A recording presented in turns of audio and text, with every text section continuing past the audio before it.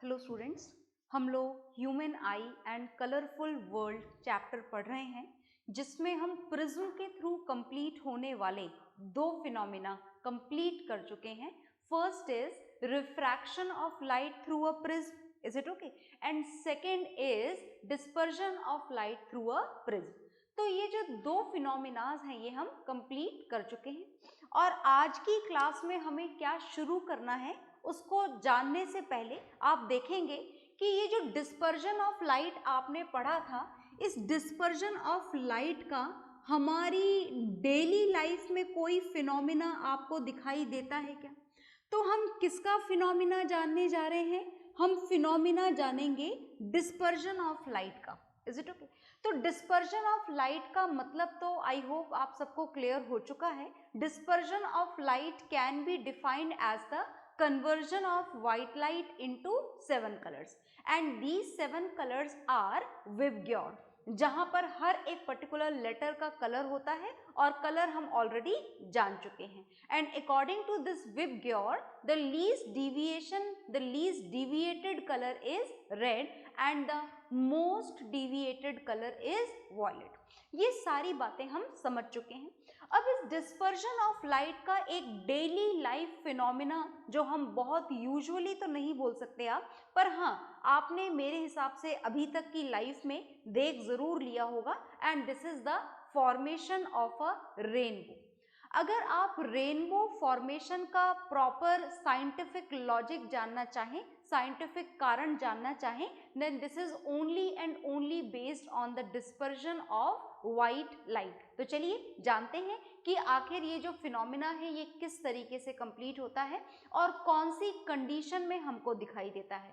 तो हम जो डिस्पर्जन ऑफ लाइट से रिलेटेड फिनोमिना जानने जा रहे हैं, this is the formation of rainbow. Is it okay? Rainbow का फॉर्मेशन हम जानने जा रहे हैं। अब रेनबो का फॉर्मेशन होने वाला है और ये हम ऑलरेडी जानते हैं कि रेनबो के अंदर कितने कलर्स होते हैं? एग्जैक्टली 7 कलर्स जो हमने लास्ट क्लास में पढ़े थे। Is it okay? V for violet, I for indigo, B for blue, G for green, Y for yellow, O for orange and R for red. Is it okay? तो these 7 colors are present in the rainbow और ये 7 colors सिर्फ और सिर्फ कब present होते हैं? When the white light is dispersed. Is it okay? इस रेनबो के फॉर्मेशन के लिए, इस 7 कलर्ड रेनबो के फॉर्मेशन के लिए किसका डिस्पर्जन होना चाहिए? व्हाइट लाइट का डिस्पर्जन होना चाहिए। तो लास्ट क्लास में आपने व्हाइट लाइट का डिस्पर्जन करवाया था और जो लास्ट क्लास में व्हाइट लाइट का डिस्पर्जन करवाया था वो हमने करवाया था प्रिज्म के थ्रू। और आज की क्लास में इस रेनबो के फॉर्मेशन के लिए जो व्हाइट लाइट का डिस्पर्जन होने वाला है, that is going to be done with the help of small droplets of water which are present in the air during rainfall. Is it okay? तो मतलब बात बिल्कुल क्लियर है कि रेनबो के फॉर्मेशन के लिए व्हाइट लाइट का डिस्पर्जन होना है और व्हाइट लाइट के डिस्पर्जन के लिए हमें यहाँ पर दो चीजें चाहिए। एक तो व्हाइट लाइट चाहिए। ये व्हाइट लाइट यहाँ पर हमको कौन प्रोवाइड करने वाला है? Definitely sun, that is a source of white light. Is it okay? And the second thing which is required, the thing which is required for the dispersion of white light is prism, and here during the rainfall the water droplets are going to act like a prism. यहाँ पर water droplet किसकी तरह act करेंगी?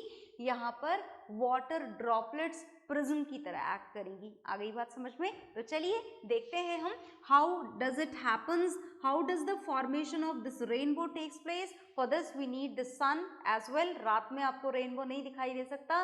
Rainbow दिखाई देने की दोनों conditions हमेशा फुलफिल होनी चाहिए।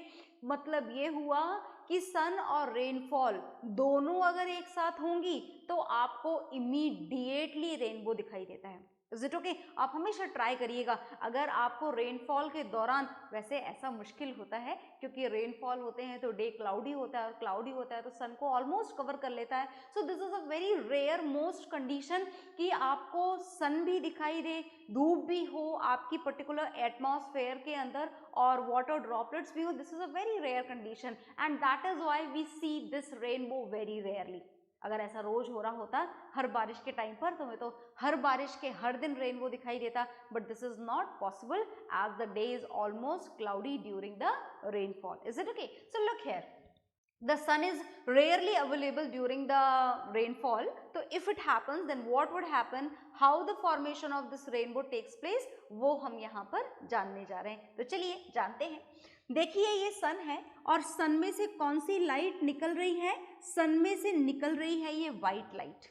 Is it okay? कौन से कलर की लाइट निकल रही है? व्हाइट लाइट निकल रही है. और व्हाइट लाइट कितने कलर से मिलकर के बनी हुई है? 7 कलर्स से मिलकर के बनी हुई है. नाम आपके सामने है. यहाँ पर इस 7 कलर्स का क्या होने वाला है? यहाँ पर इस 7 कलर का होने वाला है डिस्पर्जन. किसके थ्रू? इस वाटर ड्रॉपलेट के थ्रू. जो किसके थ्रू, किस तरीके से काम आने वाली है आपके? It is going to act like a prism. ये प्रिज्म की तरह काम में आने वाली है. तो चलिए देखते हैं. when this white light falls on this water droplet, then what would happen? ये white light है, ये सीधे एंटर होनी चाहिए थी पर ऐसा नहीं होगा. क्यों नहीं होगा? क्योंकि दो फिनोमिना होने वाले. कौन से दो फिनोमिना? एक तो होने वाला है लाइट रे का पानी में एंटर होते ही लाइट का refraction, because medium is going to change and when the medium changes what would happen? Refraction of light takes place. The light ray will bend towards the normal if it enters from rare to denser medium. And as we can see here, the light ray is going to enter from rare to denser medium. That means the light ray should bend towards the normal. Light ray किधर की तरफ bend होगी?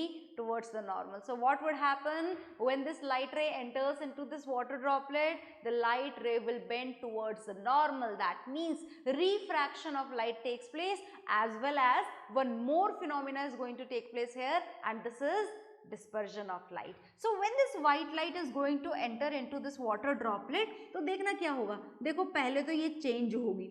किसमें change होगी? 7 colour में. और इस 7 colour में चेंज होने वाले प्रोसेस को क्या बोला जाता है? देखना, गिन लेना कहीं कम ज्यादा ना बना दे हम. ये 7 कलर्स में डिवाइड हो गई and this phenomena is known as dispersion of light. Is it okay? आ गई बात समझ में? सो फॉर एग्जाम्पल आप इसको इधर से देख रहे हो. This is your eye. ये आपकी आंख बना दी हमने and with this eye you are going to look at this. You always have to look in front of the sun. Is it okay? Sun के सामने की तरफ. मतलब आपको रेनबो देखने के लिए अपनी बैक किधर की तरफ रखनी है? टुवर्ड्स द सन. सन के सामने वाली स्क्रीन पर आपको क्या दिखाई देता है?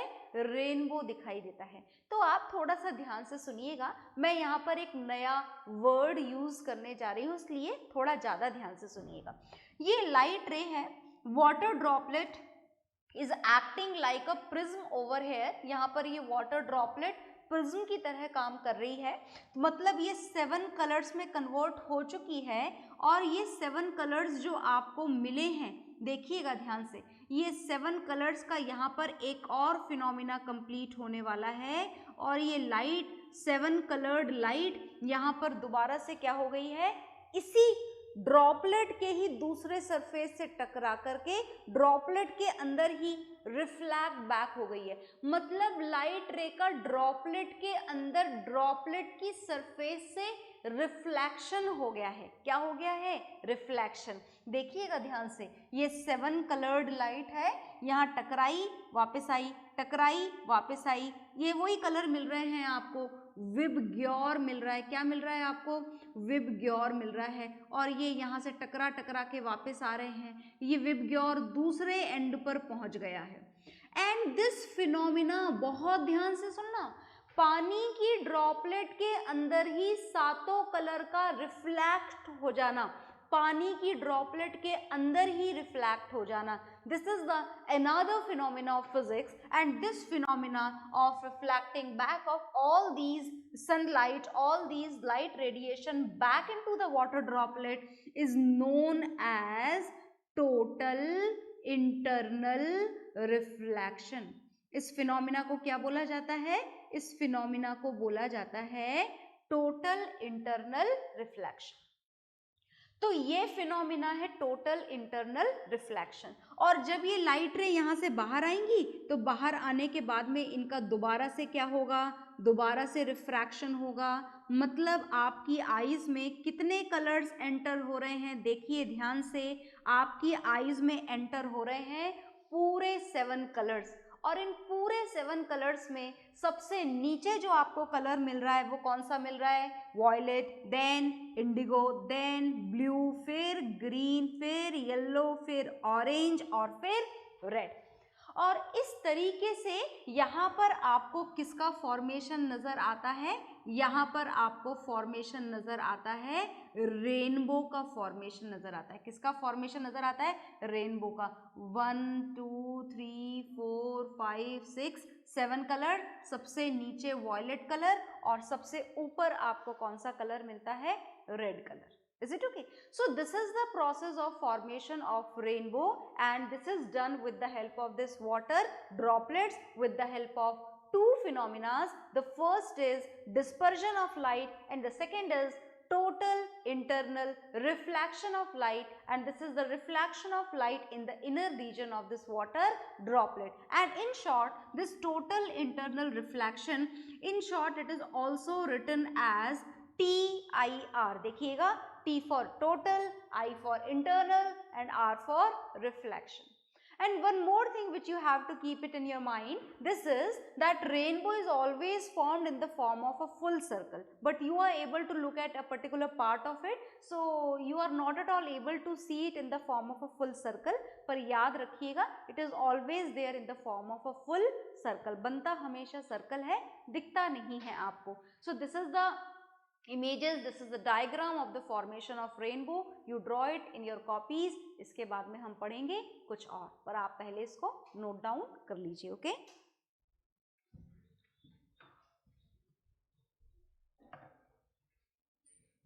हाँ जी, तो आपने नोट डाउन कर लिया होगा. और नोट डाउन करने के बाद में डिस्पर्जन ऑफ लाइट जो टॉपिक है, इसको अब हम दी एंड करते हैं और कुछ नया टॉपिक शुरू करते हैं. तो देखिएगा कि हम कौन सा नया टॉपिक यहाँ पर शुरू करने वाले हैं. बहुत ध्यान से देखिएगा.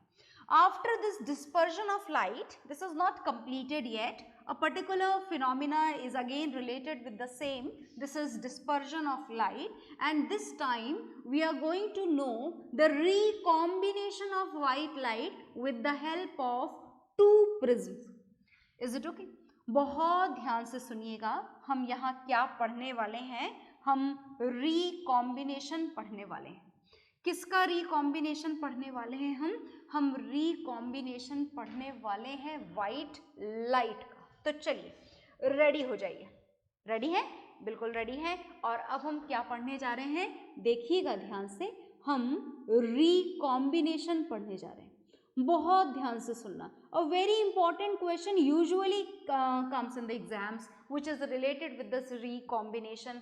तो बहुत ध्यान से सुनिएगा. हम पढ़ने जा रहे हैं यहाँ पर recombination of white light. This is the recombination of white light, and this phenomena is going to be completed again by the same object, that is a transparent 3D object which is prism. हम यहाँ पर recombination करवाएंगे. मुझे नहीं लगता कि आपको ये वर्ड से सब कुछ समझ में आ गया होगा, क्योंकि हमारे लिए ये एक नया वर्ड है. तो चलिए जानते हैं, रिकॉम्बिनेशन का मतलब समझते हैं. देखिए, रिकॉम्बिनेशन मतलब रिकम्बाइन करवाना है. आपने पढ़ा, क्या पढ़ा आपने? लास्ट क्लास में ही पढ़ लिया था और आज की क्लास में रिवाइज भी कर लिया. मैंने प्रिज्म बनाया है, and this is the original position of the prism in which this is called as the base of the prism. Is it okay? इसको क्या बोला जाता है? Base बोला जाता है. This is the base of the prism which is kept on the floor. कहाँ पर रखा हुआ है आपने ये base? Floor पर रखा हुआ है. Now what happens when a white light falls on it? ये डायग्राम थोड़ा तरीके से बनाइएगा. हम इस लाइन को थोड़ा और स्लैंट करके बनाना चाहते हैं, कुछ कारण है इसलिए बनाना चाहते हैं, तो हमने ये लाइन को थोड़ा और स्लैंट करके बना दिया. And this is white light. ये जो वाइट लाइट यहाँ पर बनाई गई है, समझ गए ना? वाइट लाइट कहाँ से आएगी? कहीं से भी आ सकती है, from any source of light. It may be from tube light जो आपके घर में वाइट कलर की लगी हुई होती है. It may be from sun, और भी किसी भी सोर्स से आ सकती है. तो that is not at all issue कि ये वाइट लाइट आई कहाँ से, किसी भी सोर्स में से आ सकती है. ठीक है. And when this white light strikes to this prism, then what happened? Look here, क्या होगा? ये वाइट लाइट सीधे चली जाएगी क्या? नहीं, बहुत सारे काम एक साथ होंगे. पहला काम होगा लाइट रे की bending, and bending of light ray when it enters from one medium to another medium is known as refraction of light. तो पहली बात तो ये कि लाइट रे सीधे नहीं जाएगी, बेंड होगी. और दूसरी बात ये कि ये लाइट रे ऐसे बेंड नहीं होगी, it will change into 7 colours. तो याद रखिएगा, when a white light enters into the prism, the two phenomena simultaneously takes place. First is the refraction of light and second is dispersion of white light. That is the conversion of white light into 7 colors. कितने colour एक साथ दिखाई देंगे आपको? 7 colours. तो चलिए देखिएगा ध्यान से. ये मिला आपको कलर नंबर 1. पहचानते हो ना कलर नंबर 1? कौन सा है colour number 1? Red. Least deviated colour है ये. लीस्ट डिविएशन होता है इसका, सबसे कम डिविएट होता है ये अपने पाथ से.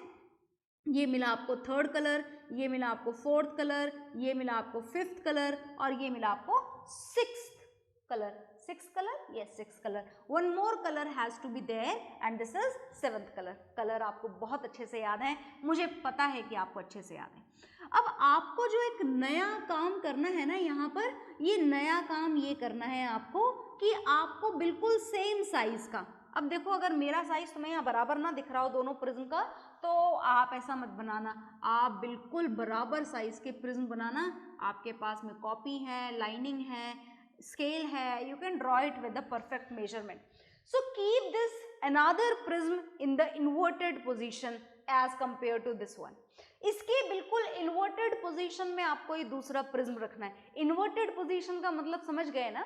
In this condition the base is on the floor and in this condition the vertex should be on the floor. Vertex floor पर होना चाहिए. Is it okay?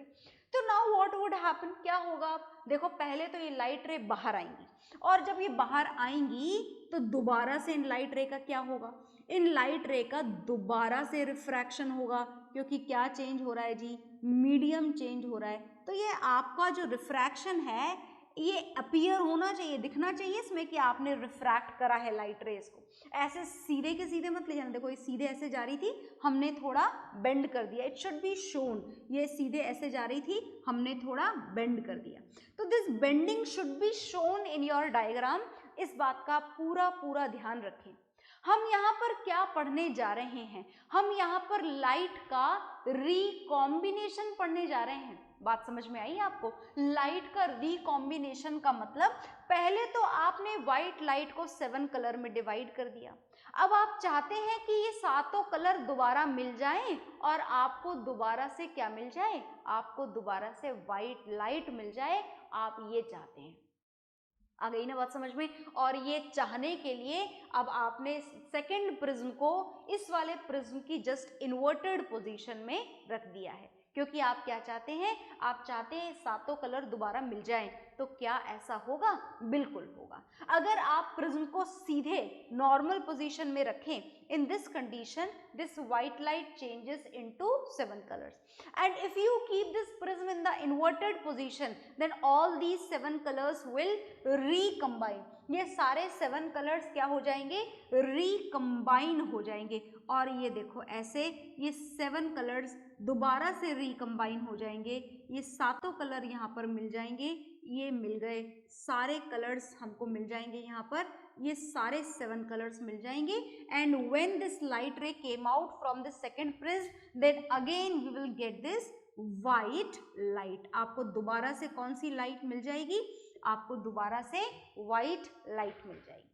So as what we did here, look here, first the light is going to split into 7 color, and then by keeping this another prism into the inverted position, we recombined all these 7 colors into the white light, and because of this only this phenomena is known as recombination of light. इसको हम क्या बोला करते हैं? recombination of light बोला करते हैं। तो आप इसे नोट डाउन कर लीजिए, ड्रॉ कर लीजिए इस डायग्राम को।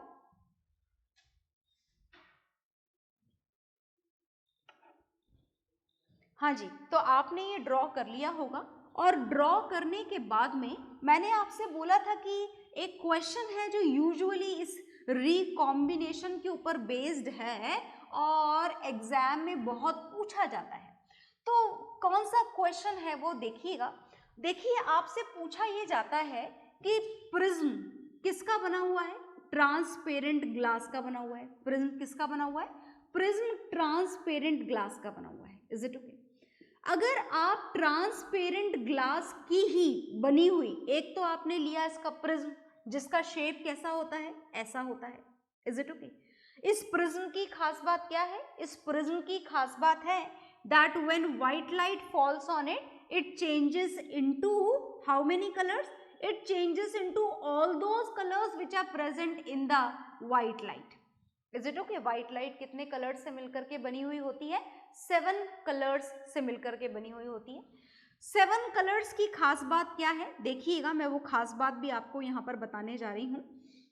इंपॉर्टेंट है क्योंकि ये आपको 7 कलर्स मिले, and this band of 7 color is known as spectrum of light. ये जो एक साथ जो आपको 7 कलर यहाँ पर मिला करते हैं, इन सातों कलर के इस बैंड को क्या बोला जाता है? Spectrum. And this is the spectrum of white light. ये कलर अलग अलग क्यों हुए? प्रिज्म के थ्रू। इन प्रिज्म के थ्रू इन कलर्स का अलग होने का कारण है इन सारे कलर्स की डिफरेंट वेवलेंथ। क्या अलग है? इन सारे कलर्स की वेवलेंथ अलग है। अगर आप वॉयलेट कलर की वेवलेंथ जानना चाहें तो वॉयलेट कलर की वेवलेंथ सबसे कम होती है। कितनी होती है? 400 नैनोमीटर। नैनोमीटर, नैनोमीटर और मीटर में रिलेशन तो याद है ना? मैं यहाँ लिख देती हूँ अगर आपको याद नहीं है तो। 1 nanometre is equal to 10⁻⁻⁹ metre. This is the relation between nanometer and meter. Is it okay? So the color violet is having the least value of wavelength. This is the minimum value of wavelength out of all these color. And as we move in this direction from violet to indigo, wavelength increases. From indigo to blue also increases. Again increases. And as we continue to move in the upward direction, the wavelength keeps on increasing. wavelength क्या होती जाएगी? बढ़ती चली जाएगी।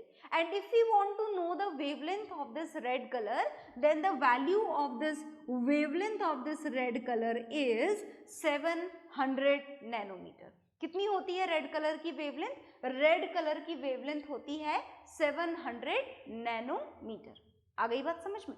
तो ये wavelength आपको यहाँ पर याद रखनी है, क्योंकि ये डिफरेंट कलर की डिफरेंट वेवलेंथ होने के कारण ही ये प्रिज्म इन सातों कलर को क्या कर देता है? डिवाइड कर देता है, स्प्लिट कर देता है। तो अब हमसे क्वेश्चन ये पूछा जाता है कि when we use this prism which is made up of transparent glass is able to convert this white light into 7 colors, then why the same phenomena of dispersion of white light does not takes place through a glass slab? अगर आप यहाँ पर एक glass slab लें जो आपने light chapter में refraction पढ़ते वक्त भी काम में ली थी, तो ये है ग्लास स्लैब ट्रांसपेरेंट ग्लास का बना हुआ, और ये है प्रिज्म ट्रांसपेरेंट ग्लास का बना हुआ। तो when this white light falls on this prism, it changes into these 7 color. But when this white light, if we are going to strike, if this white light is going to fall on this glass slab, then the phenomena of dispersion of white light does not takes place. Why? अगर white light को glass slab में से पास करवाया जाए तो white light 7 colours में convert नहीं होती है. क्यों नहीं होती है, ये आपसे एग्जाम्स में क्वेश्चन पूछा जाता है. Is it okay? तो कारण सुनिएगा ध्यान से कि आखिर ऐसा क्यों नहीं हुआ. तो when we are going to discuss about this glass slab, so listen to me very carefully. This is very important for your exams. This glass slab act like a combination of prism. ये glass slab आपको पता है किसकी तरह काम करता है? ये प्रिज्म के, दो प्रिज्म के कॉम्बिनेशन की तरह काम करता है. So when this white light falls on this glass slab, जैसे आपने अभी वो यूज करा था ना प्रिज्म का combination, by keeping them in the inverted position together, आपने ऐसे रखा था इस प्रिज्म को.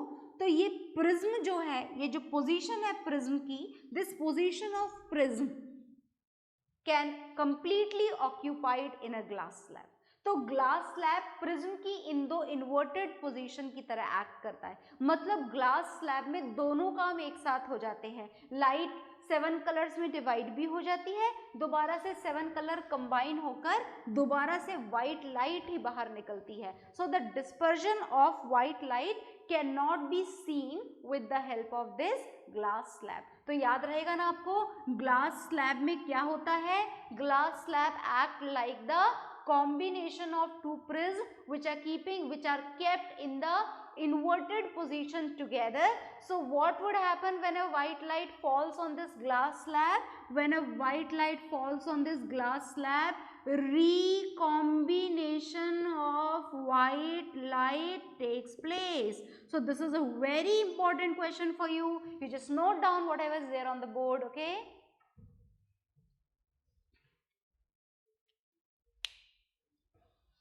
हाँ जी, तो आपने ये नोट डाउन कर लिया होगा.